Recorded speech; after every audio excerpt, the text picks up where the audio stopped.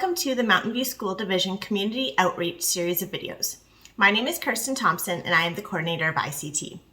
I'm based out of the division office, but work with programming in all 16 of our buildings and all 7 of our Mountain View School Division communities. The purpose of this series of videos is to provide information for parents and families so that you feel informed, confident, and prepared to help the children in your lives use technology effectively.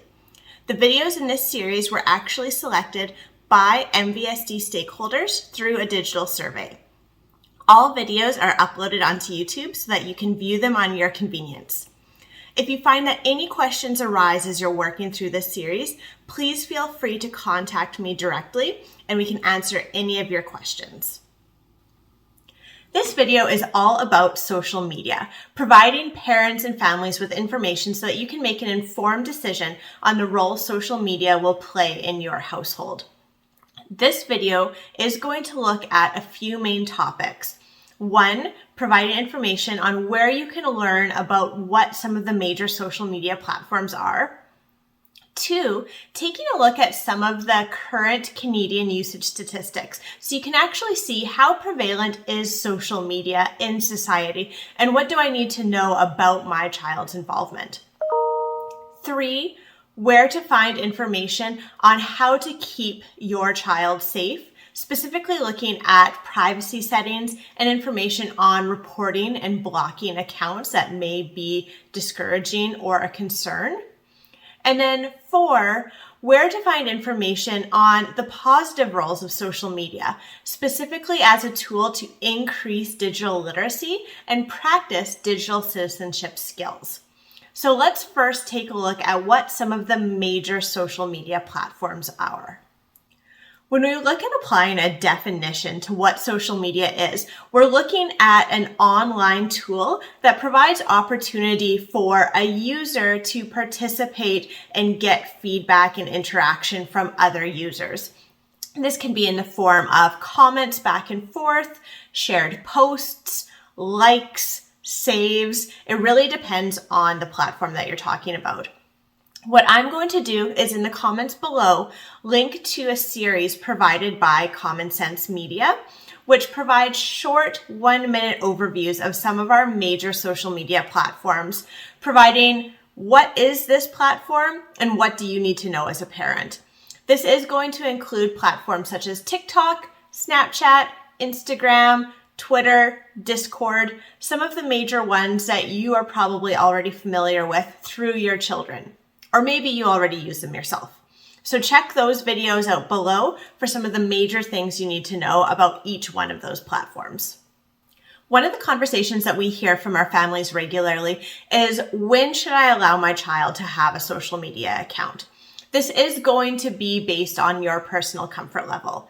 One thing that you can know is that when we look at the terms of service or the user agreement, there is no major social media platform that allows for users under the age of 13. When we talk about social media programming within the context of Mountain View School Division, we look at any type of interaction back and forth on social media only occurring with our students that are in grade 9 and above, so that we can ensure that any users that could potentially be participating are within that age threshold. Something that parents often ask us is, but my child says everybody is on it. So should I give into that and do I need to make them an account? Again, this is very much going to be your personal comfort level, but some of the Canadian statistics are available so we can see exactly what this looks like. When we're talking about Canadian usage, social media has actually risen 15% from the years of 2016 to 2020. It is one of the fastest growing sectors in regard to sharing information. When we take a look at the age demographics, 98% of users fall in that 25 to 34-year-old range. It's actually very, very low stats for our students. When we're taking a look between male and female, it's about 1.2 to 0.9% of accounts altogether are representing the age range from 13 to 17%. So when we look at where they fit into total social media users, that demographic is very small overall. And again, when we take a look at what some of the most popular platforms are in regard to making their own accounts, YouTube tends to stand out as the largest overall usage at 85% in Canada, followed by Facebook, 79%. They're specifically looking at that older demographic, I would say 34 and up. Then you have Instagram, 53%, Twitter, 40%. And then you will notice that some of the platforms that maybe your children are talking about do fall in a smaller age range because, again, it represents the smallest user demographic. So things like TikTok, 9% of the population, Snapchat, 28% of the population. So if you're trying to kind of take into consideration, is everybody using this? You can use these statistics to help justify what works for your family. I'm going to link to this research down below. It's referred to as the We Are Social statistics. If you do decide that social media is something that you want to pursue with your children, it is important to review and be familiar with some of the tools that are built into the platforms to help keep your child safe. Some things that you want to take into account after you've talked about the terms of service in regard to the age demographics. You do want to look at, can your account be private or public? How do I know who has access to what I'm sharing? How do you determine who you want to share with? Is it going to be just your friends? Is it going to be friends, family? Is it going to be open to the public? It really depends on what you're sharing and what your comfort level is. You also want to be able to familiarize yourself with settings designed to help keep you safe. So things like, how do I block an account that I'm not comfortable with? How do I report something that I am not comfortable with? Do I use all of the features? So there's public features and then there's also private features. So things like direct messaging or inboxing, which are only available for the user and not necessarily viewable for the entire public. Do we want those to be open or closed? Now, based off of what platform you're talking about, all of these settings can vary differently. So what I'm going to do in the comments below, I'm going to provide links on how to learn more about these specific features based off of the platform that you choose. I always recommend that if your child is on the platform, that maybe you set up the account with them, talk about these, and provide what if or hypothetical scenarios so that they feel comfortable reaching out to you or somebody else if something happens that they're not quite comfortable with.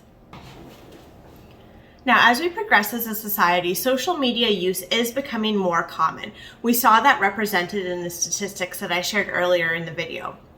Please know that social media can be a fantastic tool to help students become comfortable with not only digital literacy, so understanding what they see online, but also digital citizenship, so how they interact with others that they see online.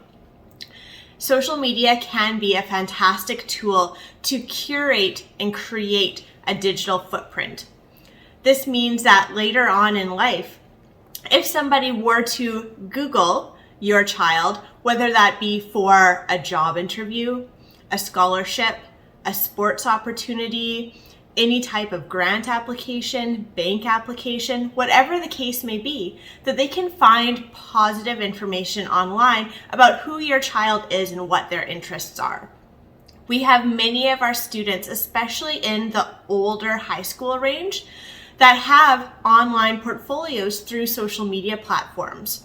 Things like sports clips, digital portfolios of their work, art samples, all sorts of things that can allow that child a platform to share what they like, what their interests are, what their strengths are.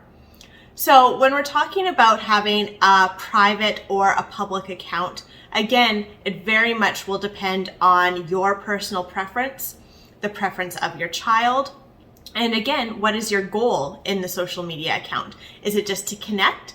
Or is it a way to branch out and share more information with the general public about who they are as a person? All of these factors are very much dependent on the individual child, your family comfort level, and your comfort level with technology as a whole. If you have any questions about using social media and the role that it might play in the context of your child or in the context of your family, please feel free to reach out. My information is kirsten.thompson@mvsd.ca, and I'd be happy to share some more information. As you finish up this video, again, please make sure that you check out in the comments because it will provide links to all of the things that we talked about in this video, as well as more, so that you can have an informed decision on what social media use looks like for your family. I want to thank you for taking part in our community outreach series of videos. I hope that the information that was shared today helps you feel more informed and prepared to use technology with the students that are in your lives. If you have any questions about the information that was shared today, please feel free to reach out to me directly. My contact information is on the screen. And share this video with anyone you feel may benefit from the information. Have a great day.